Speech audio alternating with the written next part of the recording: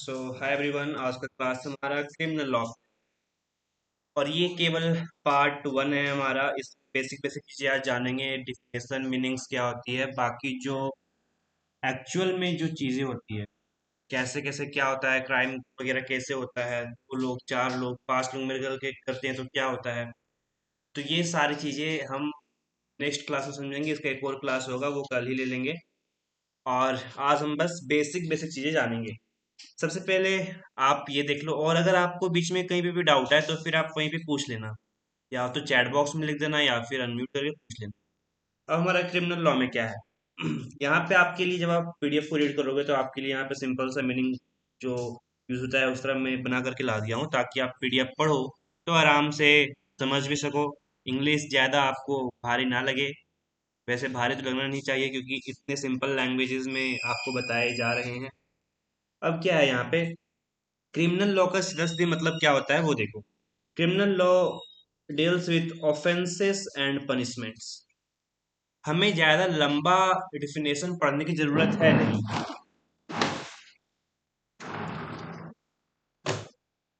ज्यादा लंबा डिफिनेशन पढ़ने की जरूरत है नहीं, जितना हम समझ पाए, जितना जरूरत है उतना ही पढ़ेंगे।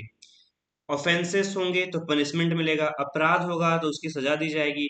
तो बस इतना ही है क्रिमिनल लॉ में। क्रिमिनल लॉ में इतना ही कहते हैं हम इसे। आप ऑफेंस करो, क्राइम करो, आपको सजा दी जाएगी।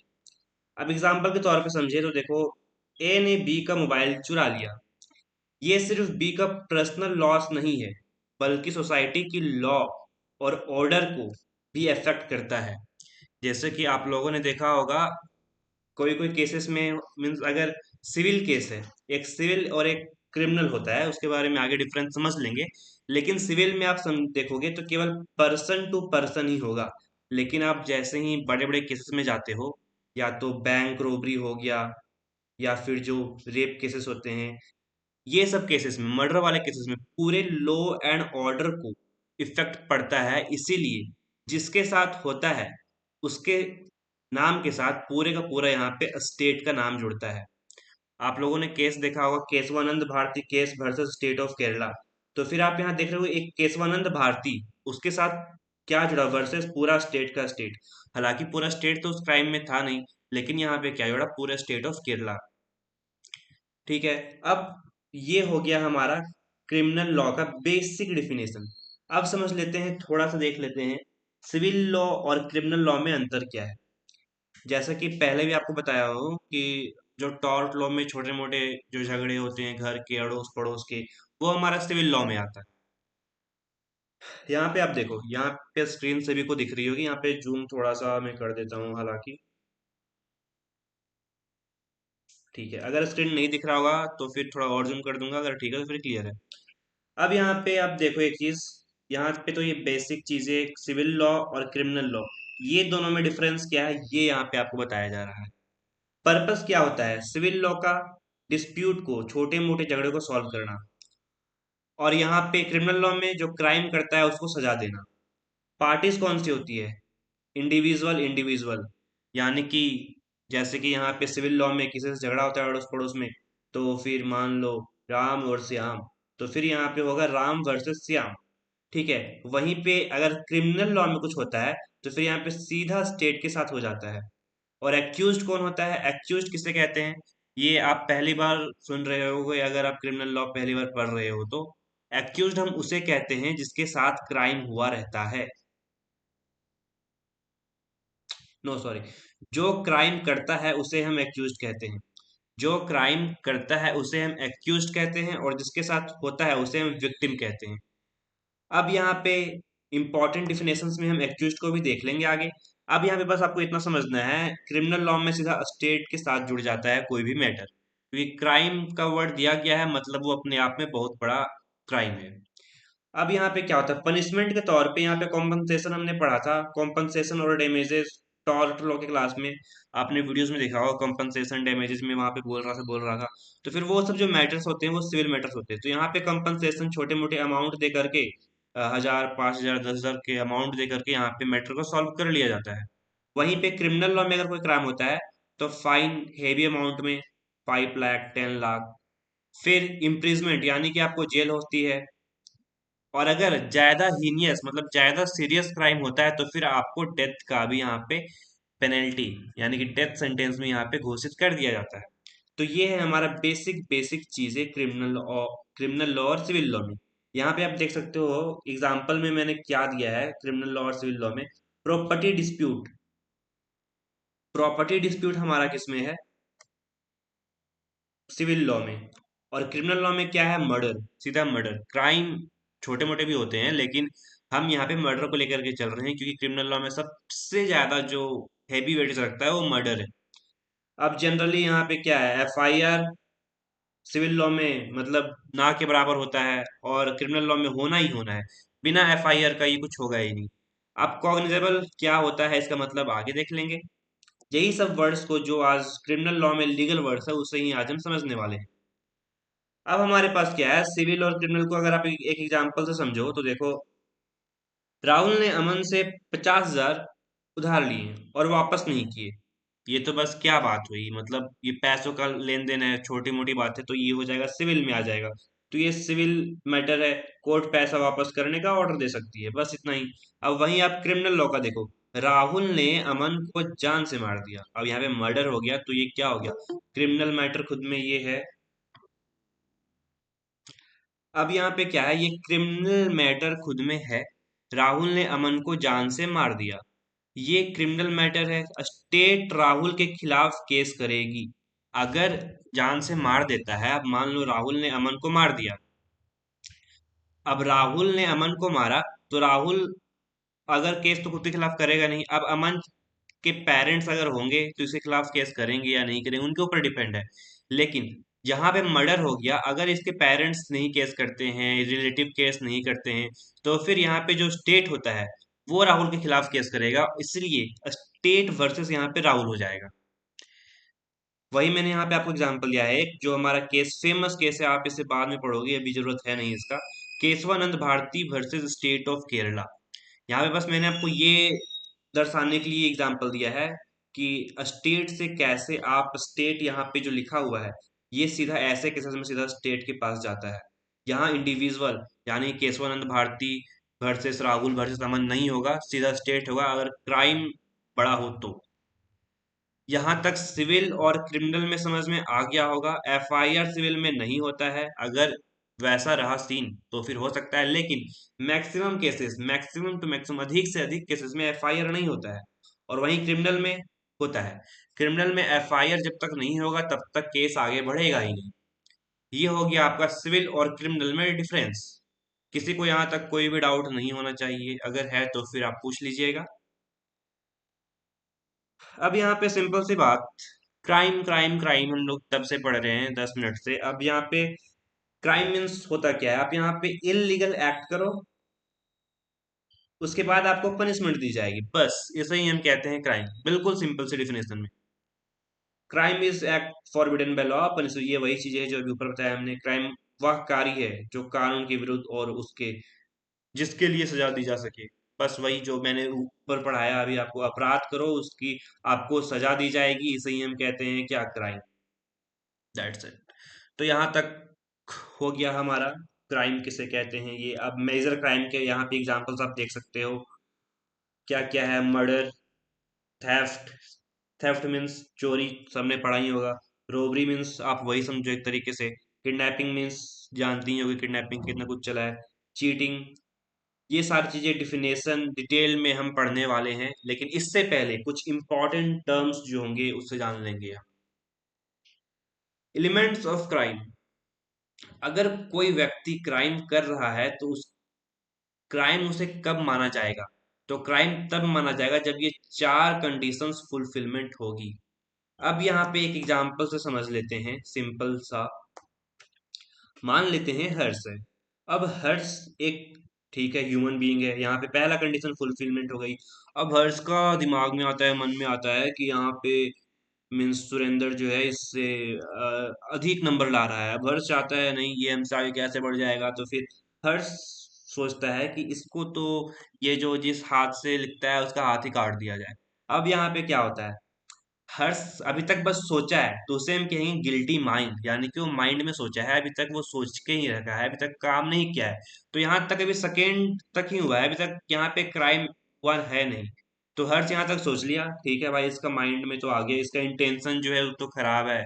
अब इसके बाद क्या है, एक्टस, यानी कि एक्टस यानी कि एक्ट करना, गिल्टी एक्ट। अब हर्ष जो है सुरेंद्र का हाथ को देता है काट। अब यहाँ पे क्या हो जाता है, एक्टस दिया, यानी कि ये एक्ट कर चुका है, ये अपने काम को अंजाम दे चुका है। और चौथा में क्या है, इंजरी और हार्म। अब तो इसका हाथ तो काट दिया, अब इंजरी तो होगा ही भाई, हार्म तो हुआ ही है। तो बेसिकली ये जो तीन चीजें हैं, 1 2 3, अगर यहाँ तक फुलफिलमेंट हो गया कंडीशन एलिमेंट्स का, तो फिर ये बन जाता है आपका क्राइम। और जब तक गिल्टी माइंड होगा 1 और 2, तब तक ये क्राइम नहीं कहलाएगा। लेकिन एक्टस रियस जहां हो गया, जहां आप उस काम को एक्ट यानी कि उस काम को कर दिए, तो हो जाएगा आपका क्राइम। सिंपल सी चीज है। फॉर्मूला तो यहाँ कोई फॉर्मूला के बेसिस पे है नहीं, ये जो मैंने ऊपर में लिखा है आपके लिए शॉर्ट के लिए लिखा है। यहाँ पे मेंस रिया होना चाहिए, जो कि गिल्टी माइंड। मेंस यानी कि एम से मेंस, एम से माइंड, माइंड में आना चाहिए। एक्ट, एक्ट यानी कि आपको एक्ट करना है, ए से एक्टस रिया, ए से इसे हम पढ़ेंगे एक्टस रियस, एक्टस रियस, और इसे मेंस रिया। ठीक है, यहाँ तक किसी को कोई भी दिक्कत, एग्जाम्पल आप पढ़ लो, कोई दिक्कत नहीं है।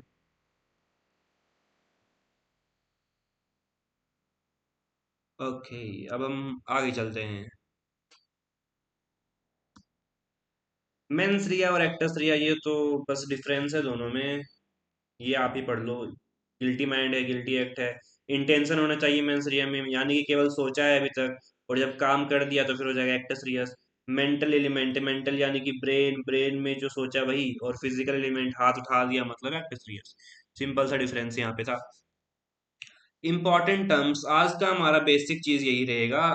इसका मीन्स क्राइम, ये तो हमारा हो गया। ऑफेंस किसे कहते हैं, एक्यूज किसे कहते हैं, विक्टिम किसे कहते हैं, एफआईआर क्या होता है, cognizable offence, non cognizable, bailable, non bailable, compoundable, non compoundable. Important terms को ही आज हम पढ़ने वाले हैं, इससे ज्यादा आज हम नहीं पढ़ेंगे। आपको इसी को रिवीजन करना है इसी तरीके से, ताकि कल के क्लास में जो होने वाला है, इसी के बेसिस पे आपको सवाल किए जाएंगे, इसी के बेसिस पे आपको बताए जाएंगे। तो आज के लिए ज्यादा ओवरलोड ना हो, इसीलिए इतना ही होगा। अब पहले ये बता दो कि ये सब वर्ड्स आप लोगों ने पहले कहीं ना कहीं तो सुना होगा, आप लोग लॉ की तैयारी करने लगे हो अभी से ही। तो फिर ये सब जो सारे वर्ड्स है वो एक तरीके का क्या है, लीगल वर्ड। अब कोई यहाँ पे किसी को पता है एक्यूज्ड और विक्टिम, ये तो मैंने बता दिया अभी। कॉग्निजेबल, नॉन कॉग्निजेबल ऑफेंस, ये दोनों में डिफरेंस कोई बता सकता है? Anyone can tell if you know pro?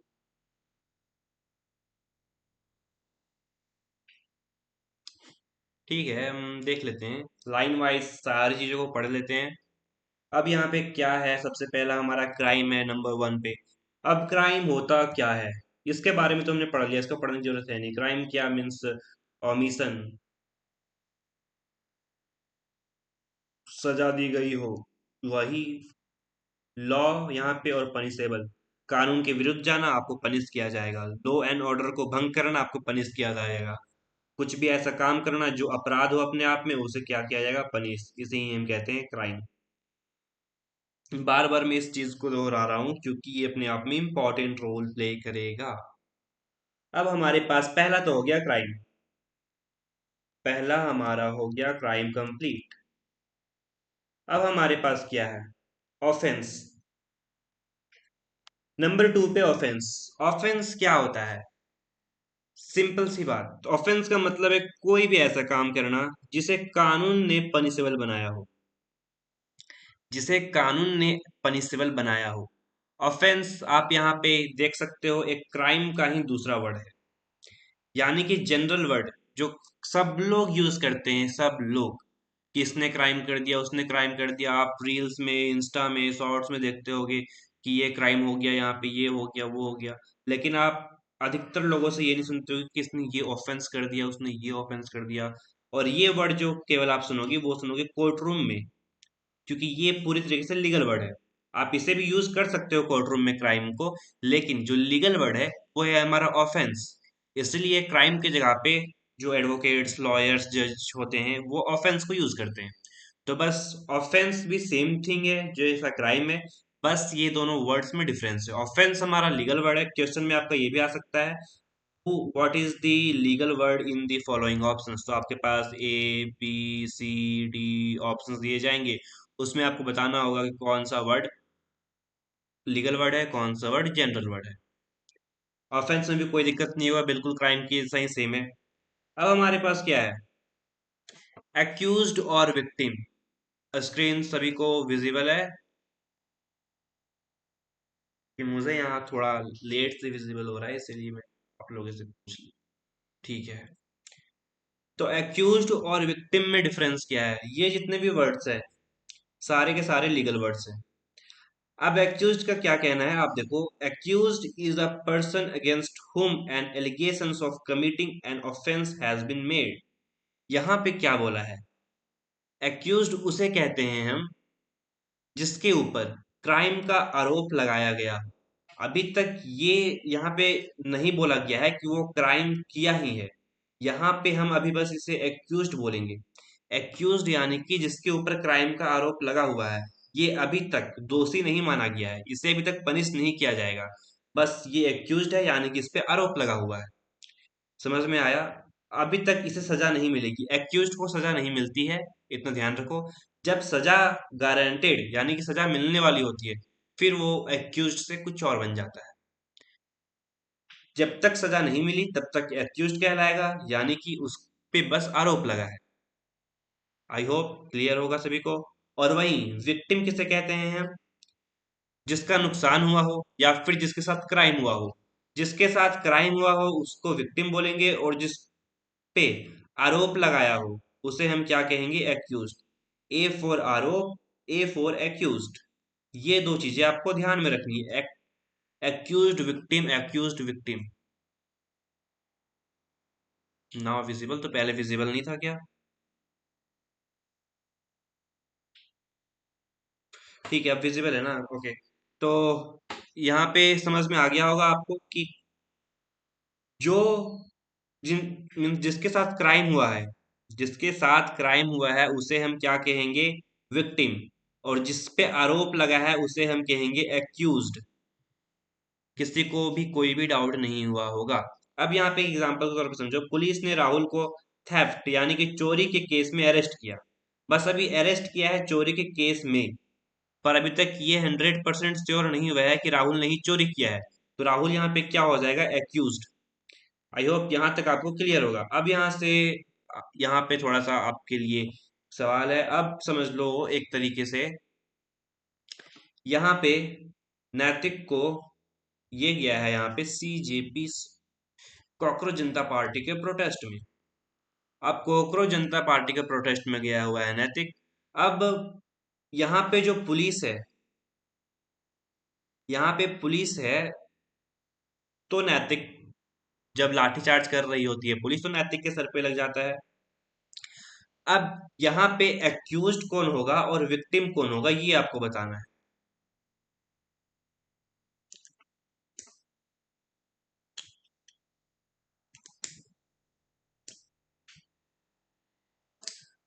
एक तरीके से आप समझ लो, यहाँ पे पुलिस के अलावा मान लेते हैं यहाँ पे कौन है, हर्ष। हर्ष तो सबको मार ही रहा है। हर्ष ने जो है नैतिक पे लाठी चला दिया, विक्टिम्स नैतिक होगा। हम्म। और हर्ष क्या होगा,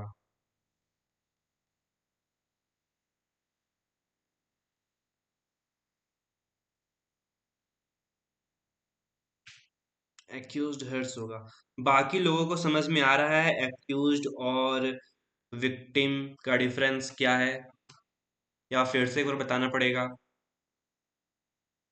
पल्लवी, रिया, सुरेंद्र भाई सभी को समझ में आ रहा है एक्यूज्ड और दिल्ली पुलिस एक्यूज्ड होगा। हाँ हाँ सही है।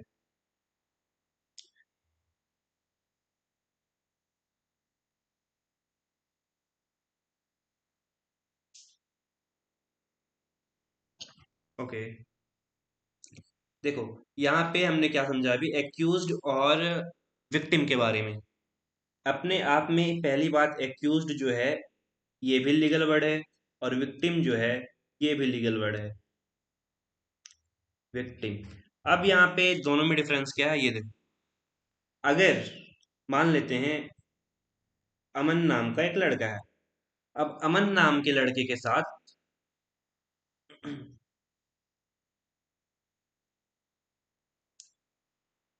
मान लेते हैं ये रियांस, ठीक है। अब रियांस नाम का एक लड़का है, वो अमन के ऊपर चाकू मारता है। अब रियांस जो है अमन के ऊपर चाकू मारता है। अब अमन जो है कॉल करता है किसे, पुलिस को। अब पुलिस को कॉल करता है, अब पुलिस जो है यहाँ पे रियांस को उठाकर जेल में बंद कर देती है। स्टोरी ध्यान से सुन, जेल में बंद कर दिया। अब यहाँ पे बस अमन ने इस पे आरोप लगाया है अभी तक, क्योंकि अमन के पास ना कोई वीडियो प्रूफ है ना कोई एविडेंस है। ये किसी सुनसान जगह पे इन लोगों ने आपस में हाथापाई किया है। अब यहाँ पे अमन को लग जाता है चाकू, रियांस मारता है अमन को चाकू। अब रियांस को पुलिस उठा करके ले जाती है। अब जिसने चाकू मारा है वो कहलाएगा यहाँ पे एक्यूज्ड, और अमन कहलाएगा विक्टिम। यानी कि जिसके साथ गलत हुआ है उसे कहेंगे हम विक्टिम।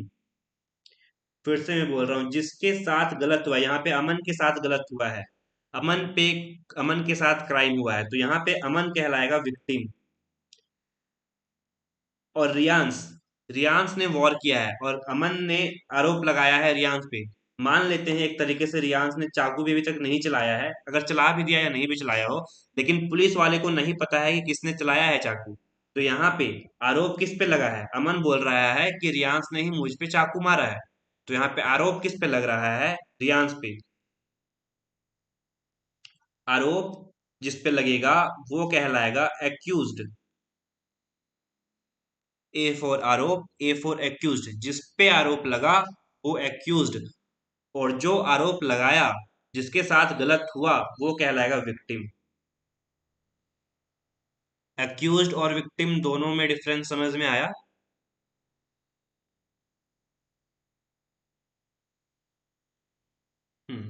ठीक है। अब हमारे पास क्या है, ये हमारा थर्ड और फोर्थ तो हो गया अच्छे से। अब FIR, फर्स्ट इंफॉर्मेशन रिपोर्ट, जो हर कोई जाता है थाने करवाने अगर किसी के साथ क्राइम होता है तो। लेकिन क्या हर एक पे FIR हो जाता है? बिल्कुल नहीं भाई। अगर आप पे तुरंत FIR हो गया तो फिर आपकी तो जिंदगी ही बर्बाद हो जाएगी। सबसे पहले वहां पे तो पुलिस स्टेशन में एप्लीकेशन लिखवाया जाता है, उसके बाद उसकी जांच पड़ताल की जाती है, उसके बाद जब 90 to 100% श्योर हो जाते हैं पुलिस वाले, फिर होता है FIR दर्ज। लेकिन कुछ केसेस में FIR बिना एप्लीकेशन यानी कि तुरंत भी लिखा जा सकता है। उसमें आता है हमारा मर्डर, रॉबरी, किडनैपिंग, ये सारी चीजें। यहाँ तक क्लियर होगा। अब क्या है, FIR का मतलब समझ लो, जब किसी कॉग्निजेबल ऑफेंस की पहली जानकारी पुलिस को दी जाती है। अब यहाँ पे कॉग्निजेबल ऑफेंस क्या होता है, तो FIR से पहले हम कॉग्निजेबल ऑफेंस आपको दिखा देते हैं, तब आपको शायद बेटर समझ में आए। यहाँ पे देख लो, कॉग्निजेबल ऑफेंस और नॉन कॉग्निजेबल ऑफेंस में डिफरेंस क्या है। एक होता है हमारा कॉग्निजेबल ऑफेंस, एक है हमारा नॉन कॉग्निजेबल ऑफेंस। अब क्या है, ऐसा ऑफेंस जिसमें पुलिस बिना कोर्ट की परमिशन के FIR रजिस्टर कर सकती है और अरेस्ट भी कर सकती है। आपने कुछ क्राइम किया हो बीच चौराहे पे, घर के अंदर, घर के बाहर, मर्डर किया हो, रॉबरी किया हो, तो यहाँ पे आप मर्डर कर चुके हो और रॉबरी कर चुके हो, चोरी डकैती कर चुके हो, तो यहाँ पे पुलिस ये नहीं वेट करेगी कि मैं कोर्ट जाऊं, मजिस्ट्रेट के सामने जाऊं, उसके बाद परमिशन लेकर के आऊं, फिर आपको अरेस्ट करूं। ऐसे केसेस में आपको पुलिस बिना कोर्ट की परमिशन के अरेस्ट कर सकती है। यहाँ पे पुलिस के पास ये पूरा हक है कि ऐसे केसेस में आपको पुलिस अरेस्ट कर सकती है। मान लो आप भाई किसी का मर्डर किए हो और मर्डर कर चुके हो, वहां पे आराम से सौन सौ से रह रहे हो, और पुलिस को अपने आप पे 100% एविडेंस मिल चुका है कि आपने ही मर्डर किया है, और उसको ये भी सके कि आपको अगर खुला छोड़ दिया जाए तो फिर आप एक सोसाइटी के लिए, पहली बात आप लॉ एंड ऑर्डर को फॉलो कर नहीं रहे हो, मर्डर कर चुके हो, ऊपर से आप सोसाइटी के लिए थ्रेट यानी कि एक तरीके से डर का माहौल बन चुका है, लॉ एंड ऑर्डर को तोड़ चुके हो, तो फिर यहाँ पे पुलिस जाएगी कोर्ट परमिशन लेने के लिए, मजिस्ट्रेट जाएगी कोर्ट, मजिस्ट्रेट के पास जाएगी पुलिस परमिशन लेने के लिए। इतना पुलिस के पास टाइम नहीं होता है। अगर ये इतना फॉलो करने लगी, तब तक आप पता चला आप एक दूसरा क्राइम कर बैठे हो। इसलिए पुलिस के पास हक है कि अगर ऐसे ऑफेंसेस जो कॉग्निजेबल में आते हैं, जैसे कि मर्डर, रॉबरी, रेप, ये सारे केसेस में आपको पुलिस तुरंत जाकर के उठा सकती है बिना किसी की परमिशन के भी। तो ये होता है हमारा कॉग्निजेबल ऑफेंस। वहीं नॉन कॉग्निजेबल में जस्ट उसका उल्टा हो जाएगा। यहाँ पे कॉग्निजेबल में बिना कोर्ट की परमिशन का वो आप पे एफआईआर रजिस्टर कर सकती है और अरेस्ट भी कर सकती है। वहीं नॉन कॉग्निजेबल ऑफेंस क्या होता है? कोर्ट की परमिशन के बिना अरेस्ट नहीं कर सकते। सिंपल सिंपल से चीजें मान लेते हैं। यहाँ पे एक गांव है, गांव में लड़ाई हुआ है जमीन को लेकर के। अब जमीन को लेकर के लड़ाई हुआ है, तो फिर क्या आपको पुलिस आएगी और उठा करके ले जाएगी? नहीं भाई। वहां पे तो पंचायती वगैरह होती है, वो सब अलग सी चीज है। जो गांव का मैटर होता है वो अलग सा। लेकिन यहाँ पे अगर किसी को अरेस्ट करना होगा, मान लेते हैं एक गांव में दो लोगों के बीच में लड़ाई हो चुकी है। अब लड़ाई होने के बाद जो ए वाला इंसान है वो बी वाले इंसान के ऊपर केस कर दिया है। अब केस करने के बाद सबसे पहली बात, बोला है भी केस कर दिया है, केस तुरंत लेगा नहीं है। अब मान लो एप्लीकेशन ये थाना में जाकर के लिख चुका है, एप्लीकेशन लिख दिया है, तो क्या बी को पुलिस तुरंत उठा करके ले जाएगी? नहीं। अगर बी को अरेस्ट करना होगा तो फिर ये कोर्ट से परमिशन या फिर मजिस्ट्रेट से परमिशन लेकर के आएगी। हालांकि कुछ केसेस में ऐसा होता है कि 24 आवर्स का डिटेंशन होता है, और 24 आवर्स के अंदर आप अगर किसी को भी उठाए हो घर से या बाहर से, हालांकि घर से तो आपको उठाने में अरेस्ट वारंट की जरूरत होती है, लेकिन अगर आप किसी को भी उठाए हो, कहीं से भी अरेस्ट की हो, तो फिर आपको 24 आवर्स के अंदर आपको मजिस्ट्रेट के सामने पेश करना पड़ेगा, और उठाने के बाद आपको उसके फैमिली को इन्फॉर्म करना पड़ेगा।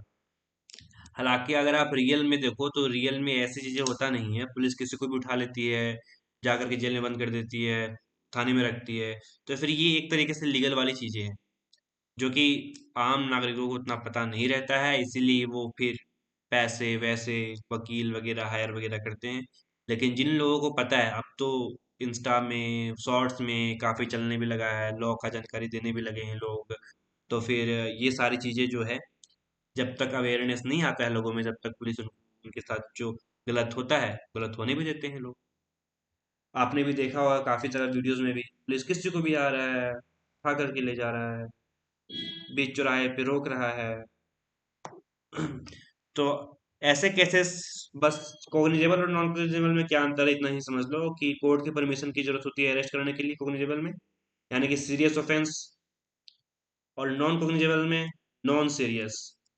ये है दोनों में अंतर। आप पढ़ लेना इसको। यहाँ जो मैंने मीन मीन लिखा है मतलब करके, ये आपके लिए है पढ़ने के लिए, अगर आप इंग्लिश में कंफर्टेबल नहीं हो तो। ऐसा ऑफेंस जिसमें पुलिस बिना कोर्ट की परमिशन के एफआईआर रजिस्टर कर सकती है और अरेस्ट भी कर सकती है, उसे हम कहते हैं कॉग्निजेबल ऑफेंस। दूसरा में क्या है? ऐसा ऑफेंस जिसमें पुलिस कोर्ट की परमिशन के बिना अरेस्ट नहीं कर सकती, उसे कहते हैं नॉन कॉग्निजेबल ऑफेंस। ये दोनों में डिफरेंस आपको समझ में आ गया होगा। अब हमारे पास ये जो था एफ आई आर, अब तो आपको समझ में आ गया होगा एफ आई आर कब करते हैं, जब कॉग्निजेबल ऑफेंस हो। और कॉग्निजेबल ऑफेंस में क्या आता है हमारा? मर्डर, रॉबरी, किडनैपिंग, ऐसे में पुलिस तुरंत आप पे एफ आई आर कर देगी। तो एफ आई आर मीन्स आपको समझ में आ चुका होगा अभी तक, और कॉग्निजेबल ऑफेंस में भी। अब हमारे पास क्या है? Bailable offence, non bailable offence. जब आप वकील बन जाओगे तो फिर आप इंस्टा पे डालोगे, अगर आप सही हो तो आपकी बेल में मुफ्त में करवाऊंगा करवाऊंगा। तो फिर ऐसे तो वकील बनने के बाद कोई करता है नहीं, लेकिन जिनको लगता है सोसाइटी के लिए तो कम ही। अब लोग 5 साल घिस करके जाएगा भाई लॉ कॉलेज में, उसके बाद 5 साल प्रैक्टिस में घिसेगा, उसके बाद बोलेगा मैं फ्री में बेल करवा दूं। ठीक है, अगर इतना ऑनेस्ट लोग होने लगे फिर तो अच्छी बात है वैसे भी। हाँ, तो हमारा बेलेबल में क्या है? An offence in which bail can be granted as matter of right. Simple सी बात, बेलेबल ऑफेंस क्या होता है? जिसमें बेल मिल जाए। और बेल किसमें मिलता है? जो ज्यादा सीरियस नहीं है, मतलब कि कम सीरियस वाले क्राइम, जिस उससे में मिलता है बेल।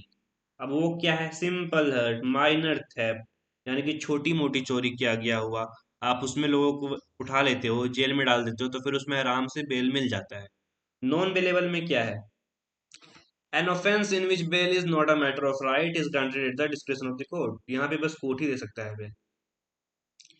ठीक है, मर्डर वाले केस, रेप वाले केसेस, जब ये सबको अरेस्ट किया जाता है, कोर्ट में पेश किया जाता है, लेकिन अगर उनके पास पुख्ता सबूत नहीं मिलता है, एविडेंस नहीं मिलता है, उसके बाद अगर वो बेल के लिए अप्लाई करते हैं, तो यहाँ पे कोर्ट का डिसीजन होगा। कोई भी यहाँ पे कितना भी बड़ा वकील हो, अगर कोर्ट अगर चाहेगा कि इसे बेल नहीं देना है, इसके खिलाफ 80% या 60% भी अगर सबूत मिल गया है, तो फिर कोर्ट अगर चाहेगा कि बेल नहीं देना है, तो फिर नहीं दे। लेकिन अब जुडिशरी सिस्टम भी थोड़ा बहुत, वैसे बोलना नहीं चाहिए, पर आ, वकील जितना हायर पैसा वाला होता है, उतना ही केस उसके तरफ जाता है। ये तो सबको पता चल ही गया होगा अभी तक। जितना एक्सपीरियंस लॉयर, उतना ज्यादा केस में प्रॉफिट। चाहे वो कहीं से भी एविडेंस ढूंढ कर निकाल ले, एविडेंस बना दे, तो जिसके पास पैसा है वो वकील को खरीदता है। बाकी तो आप सब जानते ही हो अभी क्या सिस्टम चल रहा है। तो ये है हमारा बेलेबल और नॉन बेलेबल का और डिफरेंस। बेल यानी कि जिसमें बेल मिल जाए, नॉन बेलेबल जिसमें बेल ना मिलने की देरी हो। अब क्या है कंपाउंडेबल और नॉन कंपाउंडेबल। अब तक हमने क्या पढ़ा? कॉग्निजेबल, नॉन कॉग्निजेबल, और एक हमने पढ़ा कंपाउंडेबल, नॉन कंपाउंडेबल। अब हम पढ़ने वाले हैं कॉग्निजेबल ऑफेंस और नॉन कॉग्निजेबल ऑफेंस। इसमें भी सिंपल सिंपल सी चीज है, जो बेलेबल नॉन अवेलेबल में था वही इसमें भी, बस वही सब है। कंपाउंडेबल ऑफेंस में क्या आएगा? ऐसा ऑफेंस जिसमें विक्टिम और एक्यूज मैटर को सेटल कर सकते हैं, उसे कहते हैं हम कॉग्निजेबल ऑफेंस, वो भी लॉ के थ्रू। अब क्या कह सकते हैं इसमें, वही ले लेते हैं एग्जांपल। एक प्लॉट है और इस प्लॉट में दो लोग जुड़े हुए हैं। अब एक कह रहा है मेरा 70% है, एक कह रहा है मेरा 70%। अब ये बात जब जाता है कोर्ट में, डिस्ट्रिक्ट कोर्ट में ही जाएगा, वैसे ये सब बात उतनी बड़ी बात है नहीं। तो फिर जब ये जाएगा कोर्ट में, तो फिर कोर्ट बोलेगा ठीक है भाई, अब करना है, अपने अपने पेपर्स लाओ, तुम लोग को 60-70 किसका है ये देखेंगे। अब बात ये होता है, अगर दोनों के पास है ये जमीन दोनों के पास अवैध तरीके से है, तो अब ये दोनों डिसाइड करेंगे कि भाई कोर्ट झमेला क्या करेंगे, वकील भी पैसा ले रहा है, इतना क्या करना है, दोनों बैठ करके बातचीत कर लेते हैं, मैटर को सेटल कर लेते हैं। तो कोर्ट इसकी परमिशन दे देता है। ऐसे छोटे मोटे केसेस को अगर आप सेटल कराना चाहते हो, तो कोर्ट परमिशन दे देता है। तो इसे कहते हैं हम क्या, कंपाउंडेबल ऑफेंस। जिसमें मैटर सेटल कर लिया जाए उसे हम कहते हैं कंपाउंडेबल ऑफेंस। ठीक है। एक डिफेमेशन। अब डिफेमेशन जो मैंने आपको बताया था, डिफेमेशन का मतलब क्या होता है, एक बार आप बताइए। कौन है यहाँ पे? टॉर्ट लोग तो आप लोगों ने देखा हो, उसमें मैंने आपको डिफिनेशन के बारे में बताया था। तो डिफिनेशन का यहाँ पे बताइए, डिफिनेशन क्या होता है? चैट बॉक्स में या अनम्यूट करके जिसको बोलना है डिफिनेशन होता क्या है, वो एक बार बताओ। फिर से बताने की जरूरत यहाँ तो नहीं पड़नी चाहिए डिफेमेशन के बारे में। अगर आप लोगों ने अच्छे से टॉर्ट लो देखा होगा, तो फिर डिफेमेशन का मतलब आपको पता होना चाहिए।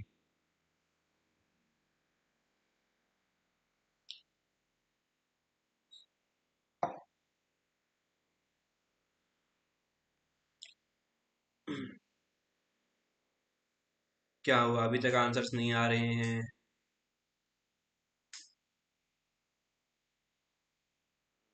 अब जाकर नोट्स नहीं खोलना है भाई, अगर पता है तो फिर आप बताओ, नहीं पता है तो फिर कह दो।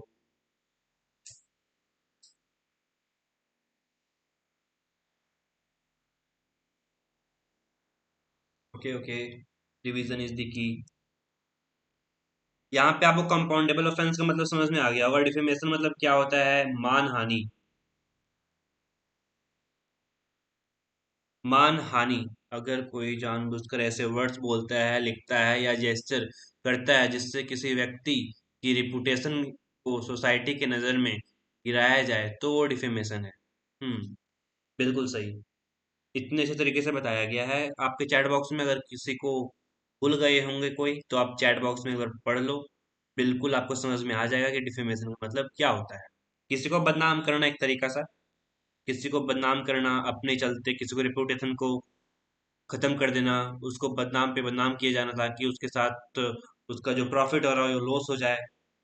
ठीक है, उसे कहते हैं हम डिफेमेशन। तो ये हो गया हमारा कंपाउंडेबल ऑफेंस। अब नॉन कंपाउंडेबल में क्या होता है? वही an offence that can not be settled bye compromise.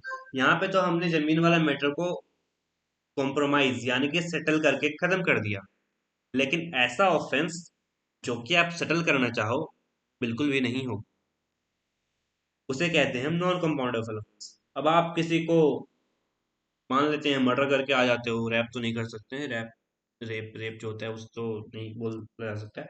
मान लेते हैं आप किसी का मर्डर करके आ जाते हो अभी, और फिर आप जिसका मर्डर करते हो उसके फैमिली को कहते हो भाई साहब आप 1 करोड़ रुपए ले लो, लेकिन केस को ले लो वापस। तो अगर वो 1 करोड़ रुपए ले करके केस को वापस ले भी लेगा, तो फिर यहाँ पे ये मैटर चलेगा आपको किसके साथ पता है? आपको स्टेट के साथ। और स्टेट वर्सेस यहाँ पे हो जाएगा, मान लेते हैं यहाँ पे मदन है। अब स्टेट वर्सेस मदन हो जाएगा यहाँ पे मर्डर का केस। सीधी सी बात, मर्डर किया है आपने तो लॉ एंड ऑर्डर को डिस्टर्ब किया है, इसीलिए यहाँ पे स्टेट से चला जाएगा केस। इसमें सेटलमेंट होने की जरूरत पड़ेगी ही नहीं। आप 1 करोड़ दो, 10 करोड़ दो, आपके ऊपर केसेस का फाइल चार्ज किया जाएगा, किया जाएगा, किया जाएगा। तो इसे हम कहते हैं नॉन कंपाउंडेबल ऑफेंस। यहाँ तक किसी को कोई भी डाउट नहीं होगा। अब क्या है, सिंपल सी बात है, एक स्लाइड में हम देख लेते हैं क्या क्या मतलब होता है। टर्म और ट्रिक। ट्रिक बोलो या फिर आपको याद रखने की जरूरत है। एक स्लाइड में cognisable, non cognisable, bailable, non bailable, compoundable, non compoundable. Cognisable में क्या था? पुलिस अरेस्ट कर सकती है कोर्ट के परमिशन के बिना। नॉन कोग्निजेबल में कोर्ट की परमिशन की जरूरत है। बेलेबल ऑफेंस में बेल इज अ राइट, आपको बेल मिल जाएगा। नॉन बेलेबल में bail depends on the court, court देखेगी आपको बेल देना चाहिए या नहीं देना चाहिए। अब कंपाउंडेबल ऑफेंस में कॉम्प्रोमाइज आप कर सकते हो। नॉन कंपाउंडेबल में नो कॉम्प्रोमाइज, कोई भी कॉम्प्रोमाइज नहीं चलेगा। तो आपने एक स्लाइड इसका पढ़ा, एक स्लाइड इसका पढ़ा, एक स्लाइड इसका पढ़ा, यानी कि 3 स्लाइड का आपका, अगर आपको डिटेल में पढ़ना है तो फिर ऊपर जाओ, या फिर आप डिटेल में पढ़ चुके हो तो फिर बस इस स्लाइड को देखो, आपको क्लियर हो जाएगा। समझ में आ गया होगा यहाँ तक। अब हमारा पास एक और है, कंपाउंडेबल सब कुछ पढ़ लिया है हमने। अब types of punishment. Punishment basically 5 तरह के होते हैं, और भी होते हैं, लेकिन जो 5 तरह के मेजर होते हैं वो यहाँ पे है। डेथ पेनल्टी एक है। सिंपल सी बात है, अगर आप बहुत बड़ा ऑफेंस किए हुए रहे होगे, किसी का मर्डर, किसी का रेप कर दिए होगे, तो फिर आपको सीधा भाई डेथ पेनल्टी ही दिया जाता है। लाइफ इम्प्रिजमेंट कुछ केसेस में दिया जाता है। लाइफ इम्प्रिजमेंट यानी कि जीवन भर कारावास में, जेल में। एक लाइफ इम्प्रिजमेंट ऐसा भी होता है 14 ईयर्स का। ठीक है, अब हमारे पास इन्फ्रिजमेंट छोटी मोटी गलतियां हो तो फिर आपको जेल सलाखों के पीछे डाल दिया जाता है for a period of life. ठीक है। फाइन बेसिकली टॉर्ट लॉ में लिया जाता है। अब मॉनिटरी पनिशमेंट यहाँ जो आप देख रहे होगे, अगर कुछ नुकसान किया होगा आपने किसी का केस में, तो फिर आपको भी यहाँ फाइन देना पड़ेगा। मीन्स पनिशमेंट इतने तरह के होते हैं, death penalty, life imprisonment, fine. Community service जो था, ये बीएनएस में आया है। आईपीसी जो हमारा सेक्शन था उसमें नहीं था। आईपीसी सीआरपीसी सब में हमारा 14 ईयर्स लाइफ इम्प्रिजनमेंट का। ठीक है, इसके बारे में देखेंगे। 14 years of life time imprisonment कब होता है?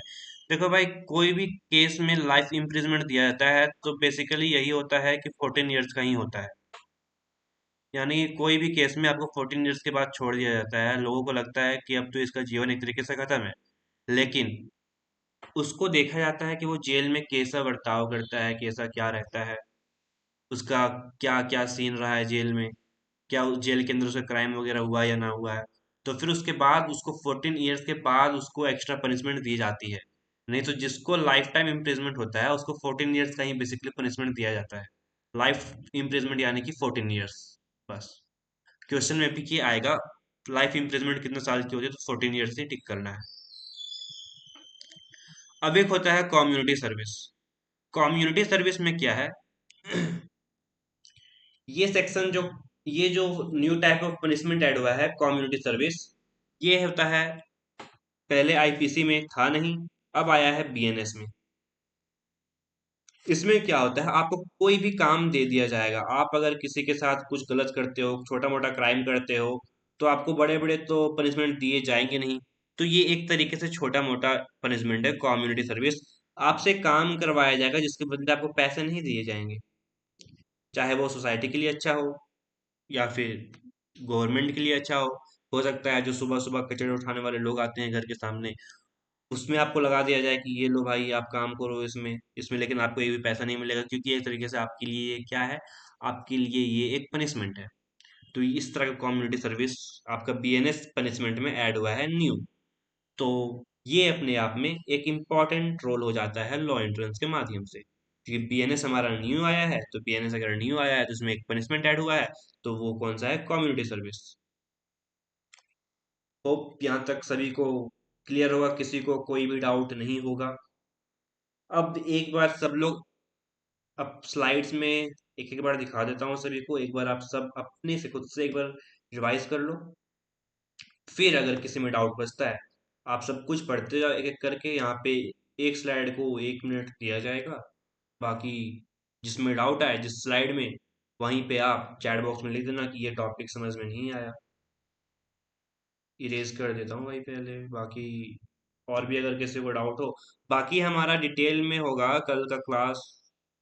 रॉबरी में कितने लोग लगते हैं, डेकोइटी में कितने लोग लगते हैं, फिर एजाउल्ट बैटरी क्या होता है, किडनैपिंग कैसे होता है, ये सब कल बात करेंगे। क्योंकि आई होप आपको कंपाउंडेबल नॉन कंपाउंडेबल इतना भी पढ़ा है आपने, तो इतना आपको रिवाइज करने में, थोड़ा माइंड में रखने में थोड़ा सा टाइम चाहिए।